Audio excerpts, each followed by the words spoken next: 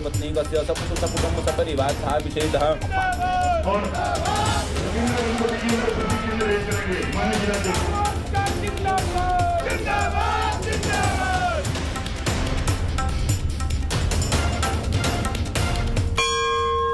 हम लोग इस वक्त उत्तराखंड के पिथौरागढ़ में हैं और हमारे साथ हैं राज्य के नए मुख्यमंत्री पुष्कर सिंह धामी, जो कि निकले हुए हैं इलेक्शन कैंपेन ट्रेल में। जब वी मेट में धामी साहब, स्वागत है आपका। वेलकम। धन्यवाद।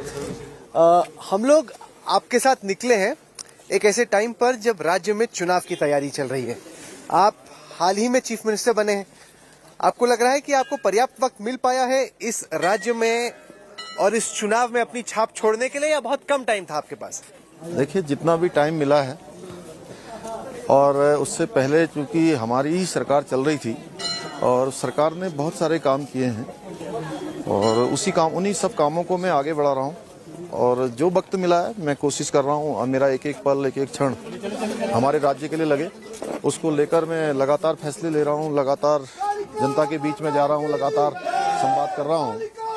और मेरी कोशिश है कि हमारे 1,25,00,000 भाई बहनों के लिए, उनके हित में जो भी काम हो सकता है, एक एक क्षण और पल का उपयोग करते हुए उसको आगे बढ़ा रहा हूं। जितनी जल्दी से 2 चीफ मिनिस्टर एक के बाद एक बदले गए, क्या आप में कहीं ना कहीं आपके जहन में ये सवाल रहता है कि मेरी भी ये कुर्सी पक्की है कि नहीं, मैं यहाँ पे परमानेंटली स्थापित हूँ या कुछ ही देर के लिए आया हूँ? क्या ये सवाल रहता है आपके जहन में? देखिए, मैं पार्टी का एक सामान्य कार्यकर्ता हूँ और बचपन से चूंकि पार्टी में काम करता रहा हूँ, तो पार्टी हमारी माँ समान है और पार्टी ने जो भी काम दिया है, जब दिया है, मैंने कभी उसमें भविष्य की चिंता नहीं की है। मैं वर्तमान में रहता हूँ, वर्तमान में जीता हूँ और वर्तमान में मुझे जो काम मिला है उस काम को मैं पूरी शिद्दत के साथ कर रहा हूँ, पूरे मनोयोग के साथ कर रहा हूँ। सर, आपकी उम्र केवल 46 साल है। आप ऐसे लोगों से घिरे हुए हैं जो कि कई दशक से पॉलिटिक्स में रहे हैं। आपको लगता है कि वो एक फैक्टर रहता है कि वो आपको ज्यादा सीरियसली नहीं लेते या आपसे ज्यादा प्रसन्न नहीं रहते? उनको लगता है ये कहाँ बच्चे को चीफ मिनिस्टर बना दिया? नहीं, ये तो बहुत अच्छा है। क्योंकि मैं छोटा हूं तो उस नाते मुझे सभी का स्नेह मिलता है और मुझे भी आसानी होती है। मैं उन लोगों से लगातार पूछता हूं, लगातार बात करता हूं, सीखता हूं और कहीं कोई ऐसी दिक्कत नहीं है। सभी लोगों का स्नेह मिल रहा है और हमारे यहाँ जितने सभी अनुभवी हैं, वरिष्ठ हैं, और उन सभी का पूरी पार्टी के लिए, सरकार के लिए लगातार योगदान चल रहा है। हम उनका हर तरीके से, जिसकी जहां पर उपयोगिता है, जहां पर जिसकी जो अच्छी भूमिका हो सकती है, उसको हम लोगों ने तय किया हुआ है और उसी के आधार पर हम आगे बढ़ रहे हैं। कहीं कोई दिक्कत नहीं आ रही है इसी। एक बार घंटी बजा दें। रौद्राय नमः श्रोत्रं पूजयामि, नारायणे नमः नासिकां पूजयामि, महिषमर्दने नमः नेत्रं पूजयामि, कालरात्रे नमः लाटं पूजयामि, कुर्माय नमः शिरं पूजयामि। धामी साहब, जितना टाइम आपके पास रहा है चीफ मिनिस्टर बनने के बाद, आपके हिसाब से आपकी सबसे बड़ी उपलब्धि क्या रही है? क्या आपने करके दिखाया जिसके हिसाब से लोग बोले कि हाँ, यही सीएम है जो हमें वापस चाहिए? देखिए, हमने एक क्षेत्रों में नहीं, अनेकों क्षेत्रों में, सभी क्षेत्रों में हमने कोशिश करी है कि सब क्षेत्रों में हम काम करें। चाहे आज हमारे जो सेल्फ हेल्प ग्रुप चलते हैं, स्वयं सहायता समूह चलते हैं, चाहे हमारे आज रोजगार के क्षेत्र में हो या हमारे सरकारी कर्मचारियों का क्षेत्र हो, चाहे उद्योगों का क्षेत्र हो, पर्यटन का क्षेत्र हो, हर क्षेत्र में हमने जो फैसले लिए हैं उनको सबको धरातल पर उतारा है। और हमारी कोशिश ये है कि आने वाले समय में हम एक बोधिसत्व कार्यक्रम के माध्यम से जो विचारों की श्रृंखला हम आयोजित कर रहे हैं, उसके माध्यम से हमने सभी विभागों का एक रोड मैप तैयार किया है और अगले 10 सालों का रोड मैप हम तैयार कर रहे हैं। उसके आधार पर हम सरकार की आगे की नीति और उसके कार्यक्रम बना रहे हैं और हमारा लक्ष्य है कि 2025 तक जब हमारे राज्य का रजत जयंती वर्ष जब मनाया जा रहा होगा, उस समय हमारा राज्य हिंदुस्तान के श्रेष्ठ राज्यों में से एक राज्य बने, उसके लिए हम काम कर रहे हैं। और जनता भली भांति जानती है कि जितना भी समय मुझे मिला है, मैंने उसमें ईमानदारी से काम किया है और पूरे मनोयोग के साथ किया है। जो मैं अपना सबसे अच्छा दे सकता हूँ, मैं अपने राज्य को देने की कोशिश कर रहा हूँ। नमस्कार। चलो चलो चलो चलो, मनोज, हाँ, चलो चलो चलो, बहुत बहुत धन्यवाद। चल बस फड़ डाल दी। हमारी सरकार आई है दोबारा, फिर से आप मुख्यमंत्री चलो चलो धन्यवाद है। धामी साहब, हाल ही में हरिद्वार में एक धर्म संसद हुई जहां पर जो पार्टिसिपेंट्स थे उन्होंने तमाम तरह की बातें की। नाथुराम गोडसे को हीरो बताया, मुसलमानों को मारने की बात की। उसके बाद आपकी सरकार ने अब तक एक भी ऐसे धर्म गुरु को अरेस्ट नहीं किया है, कोई कार्रवाई नहीं की। एक एफआईआर हुई है और वो भी बहुत ही सख्त कानून के तहत नहीं हुई। कि इस पूरे वाक्य को आप कैसे देखते हैं चीफ मिनिस्टर साहब? देखिए, हमने कभी भी किसी पर भी कार्रवाई किसी आधार पर नहीं की है। अगर कहीं पर कोई अगर ऐसी कानूनी कार्रवाई या कोई ऐसा लगेगा कि कोई कानून तोड़ रहा है, कोई ऐसा काम कर रहा है जो उसकी संज्ञा में उसकी श्रेणी में आता है, जो कहीं न कहीं नीति संगत नहीं है, तो निश्चित रूप से हम कार्रवाई करेंगे। अभी तक ऐसा कोई प्रकरण हम लोगों के सामने नहीं आया है। अगर कहीं से कोई ऐसी बात आई तो पब्लिक में है, सब लोगों ने देखा सुना कि क्या कहा जा रहा है उस धर्म संसद में। इस तरह की बात तो धर्म संसद में नहीं होनी चाहिए। अब धर्म संसद कोई सरकार के द्वारा प्रायोजित नहीं थी, वो उनकी अपनी होगी, लेकिन हमारे पास इस प्रकार की कोई बात नहीं आई है अभी तक। अगर कोई आपने सोशल मीडिया पे वीडियो नहीं देखे सारे? नहीं, अगर ऐसी कोई कहीं से कार्रवाई की बात आती तो निश्चित रूप से हम लोग उस पर कार्रवाई करवाते। तो ऐसा तो नहीं कि चुनाव नजदीक है, फंसा हुआ चुनाव है, तो थोड़ा पोलराइज कर दो, कम्युनलाइज कर दो, ताकि हिंदूवादी एक माहौल बन जाए। हम चुनाव को लेकर कोई फैसले नहीं ले रहे हैं। हमने जो भी फैसले लिए हैं राज्य के हित में लिए हैं अभी तक। नहीं, वो तो आप ले रहे हैं, क्योंकि क्या हो रहा है ना कि जैसे एक कॉमेडियन था, उसने जो क्रैक नहीं किया, लेकिन वो क्रैक करता तो उससे दिक्कत हो सकती थी, इसलिए उसको 1 महीने के लिए अरेस्ट कर दिया। यहाँ पे तो खुलेआम जहर उगला जा रहा है, तलवार उठा के मुसलमानों को मारने की बात की जा रही है, और फिर भी आप कह रहे हैं कि कार्रवाई के बारे में आपको कुछ सोचना पड़ेगा। अब तक नहीं किया आपने? नहीं, इसको दिखवाएंगे, आप कह रहे हैं तो अगर ऐसी कोई गंभीर बात होगी तो देखेंगे उसको। चलो ठीक है ना, सब तबियत ठीक है तुम्हारे? तो ठीक है कि वो जो बीमार है भाई। अरे कोई ना, ठीक रहो। धामी साहब, ये बताएं कि उत्तराखंड के विकास के लिए आपका विजन क्या है? हम चर्चा करते हैं योगी जी के विजन के बारे में या मोदी जी के विजन बारे में, क्या कोई उत्तराखंड के विकास के लिए कोई धामी साहब का मॉडल है? देखिए, हम बहुत सारे जो हमारे कार्यक्रम हैं वो हमने अपने राज्य का जो विजन बनाया है उसको 2025 को लेकर हमने विजन बनाया है। और हर राज्य में चूंकि अलग अलग भौगोलिक परिस्थितियां हैं, अलग अलग समस्याएं हैं, तो हमारे यहाँ पर रोजगार को लेकर, पलायन को लेकर और दूर दराज के हमारे ग्रामीण क्षेत्रों के विकास को लेकर हमने बहुत सारे रोल मॉडल यहाँ के लिए तैयार करे हैं कि जब हमारा राज्य 25 वर्ष का होगा उस समय एक तो हर गांव में हमारे यहाँ सड़क से जुड़ जाए, हर जगह इंटरनेट की सुविधा हो जाए, अच्छा हमारा ऊर्जा का जो, चूंकि हमारा जब राज्य बन रहा था उस समय इस राज्य को लेकर 3 प्रकार की चीजें प्रमुख रूप से आई थी कि इसकी आर्थिकी का आधार क्या होगा। ऊर्जा, पर्यटन और औद्योगिकी, तीनों क्षेत्रों में हम काम कर रहे हैं।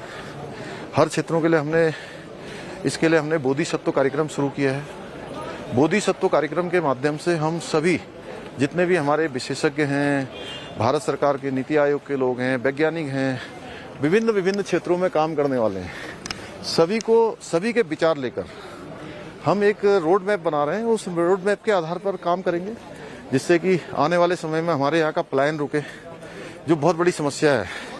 और रोजगार, चूंकि सरकारी रोजगार बहुत सीमित है, हम रोजगार की बात करते हैं। सरकारी रोजगार हमारा अभी 25,000 करीब हमने फाइंड आउट किया है। 25,000 और कर लेंगे, 50,000 हो जाएगा। लेकिन 50,000 मात्र से काम चलने वाला नहीं है। अब रोक लीजिएगा, यहाँ पर लाखों लोगों को रोजगार चाहिए। चाय, हाँ, गुड़ की चाय लाओ, दर्पण को माल लाओ। सर, किसी भी पहाड़ी राज्य को विकसित करने की जब बात आती है तो एक चैलेंज आता है। एक तरफ इकोलॉजी है, दूसरी तरफ डेवलपमेंट। एक तरफ पर्यावरण को लेकर तमाम सवाल है कि आप बांध बनाते हैं तो लैंडस्लाइड्स आ सकते हैं, सड़क बनाते हैं तो पहाड़ गिर सकती है, और इसको लेके इन्वायरमेंटलिस्ट बहुत परेशान रहते हैं।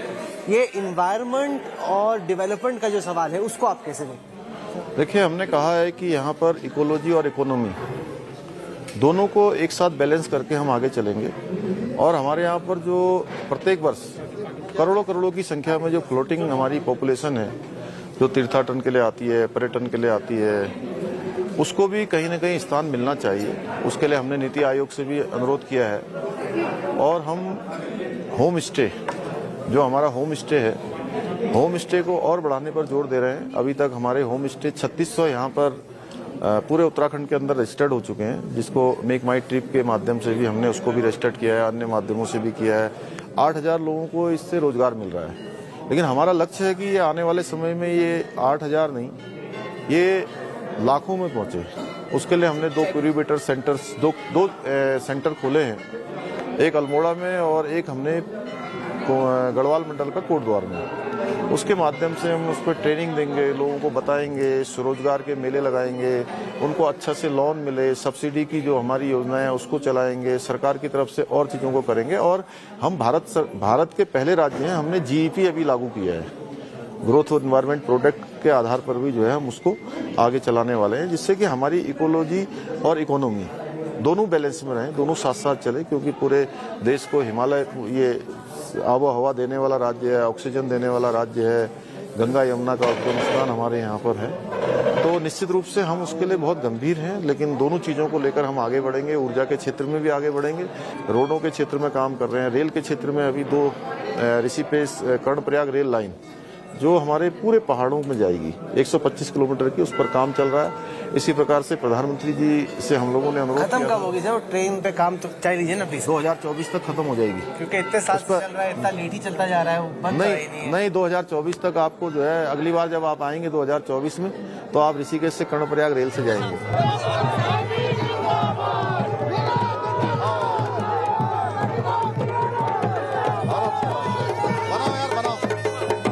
बढ़िया लगाओ एक।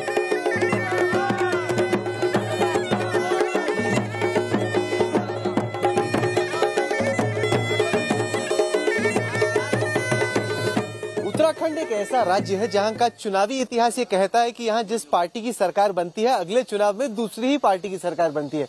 आपको चिंता है? ये जो राजस्थान का ट्रैक रिकॉर्ड है, उत्तराखंड का भी वैसा ही है, एक बार आप, एक बार कोई और। देखिए, जब से मोदी जी देश के प्रधानमंत्री बने हैं, सारे इतिहास बदल रहे हैं।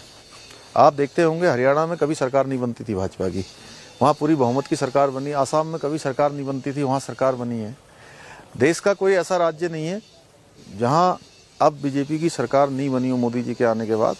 और उत्तराखंड में भी ये इतिहास बदलेगा, क्योंकि अब मोदी जी देश के प्रधानमंत्री हैं और उनके नेतृत्व में जैसे देश में दोबारा सरकार बनी है, पहले से ज़्यादा बहुमत वाली बनी है, उत्तराखंड में भी अब की बार पहले से ज़्यादा बहुमत वाली सरकार बनेगी। मैं हाल ही के जो ओपिनियन पोल्स आ रहे हैं उनको देख रहा था, उनके हिसाब से तो लग रहा है कि काफी कांटे की लड़ाई है। ऐसा नहीं है कि जैसे पिछली बार जब विधानसभा के चुनाव हुए, लोकसभा का भी इलेक्शन हुआ, तो बीजेपी बहुत बड़े बहुमत से जीती। इस बार वैसा वाला इलेक्शन ओपिनियन पोल तो नहीं दिखा रहे। नहीं, आपको सारे ओपिनियन पोल जनता के उसमें दिखाई देंगे और यहाँ की जनता ने मन बनाया है। आप तो अभी स्वयं देख रहे थे, ये छोटा सा स्थान है, हर स्थान पर, हर जगह पर, यहाँ पर चूंकि मैं पूरे उत्तराखंड के अंदर जहाँ भी गया हूँ, वहाँ लोगों को मोदी जी के प्रति बहुत विश्वास है और बहुत उन पर भरोसा है। और मोदी जी ने यहाँ के लिए बहुत काम किए हैं पिछले 5 सालों में, 7 सालों में। और हमारी जो उत्तराखंड की सरकार है वो भी लगातार लोगों के लिए ईमानदारी से काम कर रही है, ईमानदारी से प्रयास कर रहे हैं। मैं भी पिछले 5 महीनों में बहुत सारे मैंने फैसले लिए हैं। हम सारे के सारे केवल फैसले ही नहीं दे रहे हैं, उनके हम शासनादेश भी निकाल रहे हैं, उनकी वित्तीय स्वीकृति भी प्रदान कर रहे हैं। इसलिए हमें मुझे कोई संदेह नहीं लगता, लोगों का आशीर्वाद सबका मिलेगा। हमारी विजय संकल्प अभी यात्रा चल रही है, उस यात्रा में भी लोगों का बढ़ चढ़ के समर्थन मिल रहा है, सबका आशीर्वाद मिल रहा है। और यहाँ पर अब की बार हमने नारा दिया है, अब की बार 60 पार, तो आपको दिखाई देगा। और लगातार पहले के ओपिनियन पोलों में लगातार जैसे जैसे समय आगे बढ़ रहा है, वैसे वैसे भाजपा का जो समर्थन है वो बढ़ता जा रहा है। मैं देख रहा हूँ खाना भी पूरा पहाड़ी कुमाऊनी है जी, लीजिए। वैसे तो यहाँ पे कांग्रेस और भाजपा की पारंपरिक लड़ाई रही है, इस दफा आम आदमी पार्टी भी है चुनाव में। आपको इस इलेक्शन में आप कैसे देख रहे हैं? कितना बड़ा खतरा या कितना बड़ा फैक्टर आपके हिसाब से कोठियाल और आपकी पार्टी रहेगी? नहीं, उनका कोई ऐसा नहीं है। देखिए, वो केवल चुनाव के लिए आए हैं, उनका सारा जो भी फोकस है वो चुनाव के लिए है। और उत्तराखंड और दिल्ली दोनों अलग अलग जगह हैं। यहाँ की अपनी भौगोलिक परिस्थितियाँ हैं, यहाँ के लोग बहुत स्वाभिमानी हैं, बड़े राष्ट्रवादी हैं, और जो लोग सेना से सर्जिकल स्ट्राइक का हिसाब मांगते हों, ऐसे लोगों को उत्तराखंड की जनता बिल्कुल भी यहाँ पर कोई समर्थन नहीं करेगी। आपको कभी अंदाजा था कि आपको चीफ मिनिस्टर बनने का मौका मिलेगा, क्योंकि आप मिनिस्टर भी नहीं थे, आप एक सेकंड टाइम एमएलए थे, आपसे इतने सीनियर लोग पार्टी के अंदर थे, धुरंधर, आप एक्सपेक्ट कर रहे थे सीएम की कॉल? देखिए, मैंने कभी भी किसी पद की मैंने कभी कोई चाह नहीं करी, कोई दावेदारी भी कभी नहीं करी। पार्टी ने जब भी मुझे काम दिया मैंने उसको सहज भाव से लिया, और जितनी मेरी योग्यता है, जितनी मेरी क्षमता है, जितना मेरे अंदर ऊर्जा है, मैंने उस काम में पूरे प्राणों प्रण से किया है। और ये काम भी मेरी पार्टी ने मुझे दिया है, मेरे नेतृत्व ने दिया है, उसको भी मैं शिद्दत से कर रहा हूँ, हर पल और हर क्षण लगा रहा हूँ। क्योंकि आप फर्स्ट टाइम सीएम हो, फर्स्ट टाइम मिनिस्टर हो, इनफैक्ट आपको लगता है कि जनता और खासतौर से जो अधिकारी हैं उनको पूरा आप अपने कंट्रोल में ले पाए हो? क्योंकि सीएम का जो रुतबा है वो काफी हद तक उनकी शख्सियत पे भी डिपेंड करता है, पोस्ट के अलावा। आपको जो 5 महीने मिले हैं उसमें उस तरीके से आप अपनी पकड़ बना पाए हो स्टेट पे? देखिए, अभी 8-10 दिनों में, 15-20 दिनों में कोड ऑफ कंडक्ट लगने वाला है। हमारा सचिवालय अभी भी रात को 10-11 बजे तक चल रहा है, सारे जिलों में काम हो रहा है। आप इसी बात से अंदाजा लगा सकते होंगे कि हमारी ब्यूरोक्रेसी किस तरह से चल रही है, किस तरह से काम हो रहा है। और पहले दिन से हमने एक मंत्र सरकार का दिया है, सरलीकरण का मंत्र, समाधान का मंत्र और निस्तारीकरण का मंत्र। उत्तराखंड में जो मंदिर है उनके कंट्रोल को लेकर बहुत बड़ा विवाद खड़ा हुआ। आपसे पहले त्रिवेंद्र सिंह रावत जी एक एक्ट लेके आए जिसको लेकर जो पुरोहित थे, जो मंदिर को चलाने का काम किया करते थे, वो सारे लोग बहुत नाराज थे। आपने उस बिल को वापस लिया, लेकिन कभी समझाया नहीं कि वापस आपने क्यों लिया। क्या ये चुनाव का प्रेशर था, पुरोहितों का डर था, क्या वजह रही? कभी आपने क्लियरली एक्सप्लेन नहीं किया उसको। जिस दिन मैं मुख्य सेवक के रूप में, जिस दिन मैंने दायित्व संभाला था, उसी दिन से लोगों के बीच में से लगातार मांग उठती रही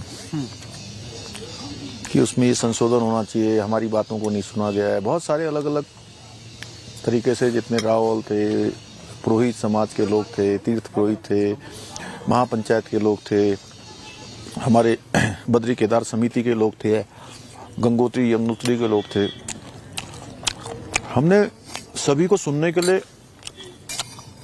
एक उच्च स्तरीय कमेटी बनाई थी। और उच्च स्तरीय कमेटी ने, मनोहर कांत ध्यानी जी हमारे बहुत वरिष्ठ नेता हैं, उनकी अध्यक्षता में, और उस कमेटी ने 3 महीने काम किया। और 3 महीने काम करने के बाद कमेटी ने अपनी रिपोर्ट दी, और उसके बाद हमने मंत्रिमंडल की एक उप समिति बनाई। और अभी लगा कि हमें देश काल परिस्थिति के हिसाब से, चूंकि बहुत ऐसा मुद्दा हो गया था जिसमें सब लोगों के अलग अलग मंतव्य आ रहे थे, हमने इसलिए इसको वापस लिया। तो वापस लाने का इरादा है सरकार बनने के बाद, या आप छोड़ दिया? नहीं, हम उत्तराखंड जो के भी मंदिर अच्छी सैद्धांतिक तौर पे किसको चलाने चाहिए? हम अच्छी व्यवस्था बनाएंगे। हमारा मानना है कि सरकार को मंदिरों में अच्छी अवस्थापनाएं, सुविधाएं करनी चाहिए, पानी की, बिजली की, सड़क की, आवास की, साफ सफाई की, प्रकाश की, वो व्यवस्था सरकार करेगी और उसके हिसाब से हम काम करेंगे। उसके लिए हमारी योजना बनाएगी, और योजना हम सभी को साथ में लेकर बनाएंगे। तो जब आप पॉलिटिक्स नहीं करते हो तो आप क्या कर रहे होते? आपके पॉलिटिक्स के बाहर, पॉलिटिक्स के अलावा लाइफ में क्या इंटरेस्ट?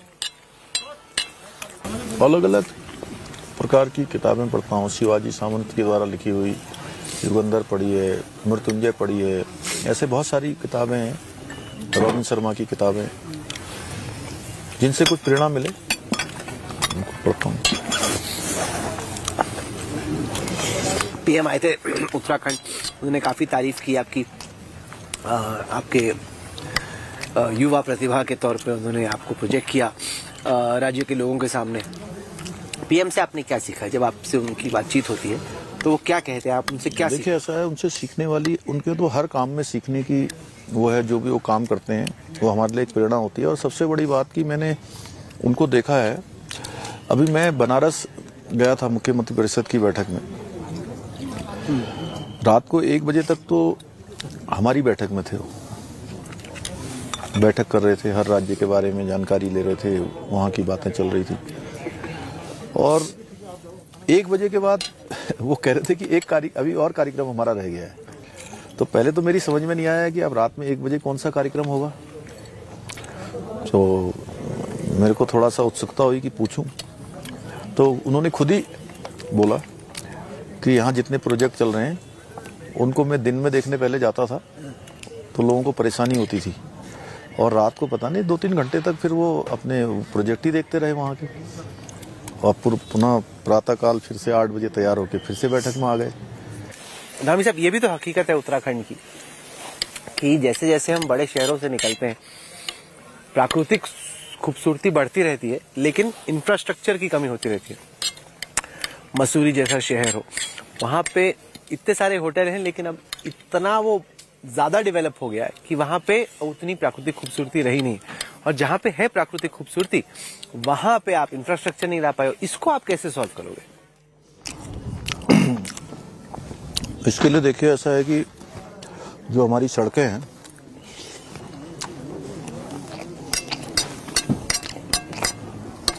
वो अच्छी होनी चाहिए, और प्रधानमंत्री जी ने जो ऑल वेदर रोडें यहाँ के लिए दी हैं, भारतमाला श्रृंखला के अंतर्गत बहुत सारी सड़कें प्रस्तावित थी, उससे हमें सुदूरवर्ती क्षेत्रों में भी जाने में आसानी मिलेगी। उनको हम हेली सेवाओं से जोड़ रहे हैं, पर्यटन के लिए हम लोग, और जो भी हमारी जो योजनाएं हैं उनमें हम सब्सिडी भी दे रहे हैं, जिससे कि अवस्थापनाएं और बढ़े, स्ट्रक्चर बढ़े, एस्टेब्लिशमेंट बढ़े। उसके लिए हम लगातार काम कर रहे हैं, लगातार योजनाएं बना रहे हैं। पर जब आप हेली सर्विस देते भी हैं तो किसी भी एक डिस्ट्रिक्ट में या एक जगह पे एक हेलीकॉप्टर जाता है दिन का।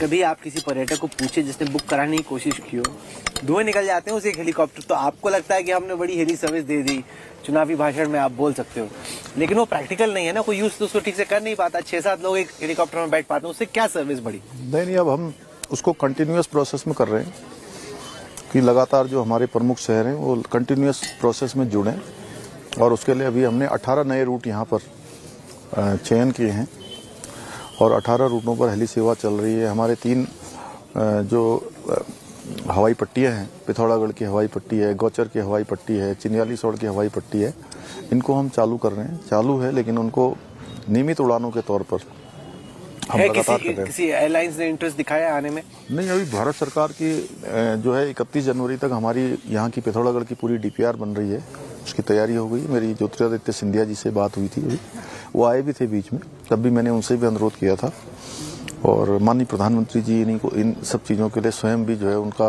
काफ़ी उनका इंटरेस्ट है इस सब चीज़ों में कि यहाँ पर पर्यटन बढ़े। इसके लिए जो है उन्होंने पिछले दिनों होम स्टे की भी बात करी थी। तो हम हर प्रकार से आने वाले लोगों को यहाँ सुविधा देंगे, उनको एक अतिथि के तौर पर अच्छा एनवायरनमेंट देंगे, अच्छी सुविधाएं देंगे, उसके लगातार काम कर रहे हैं।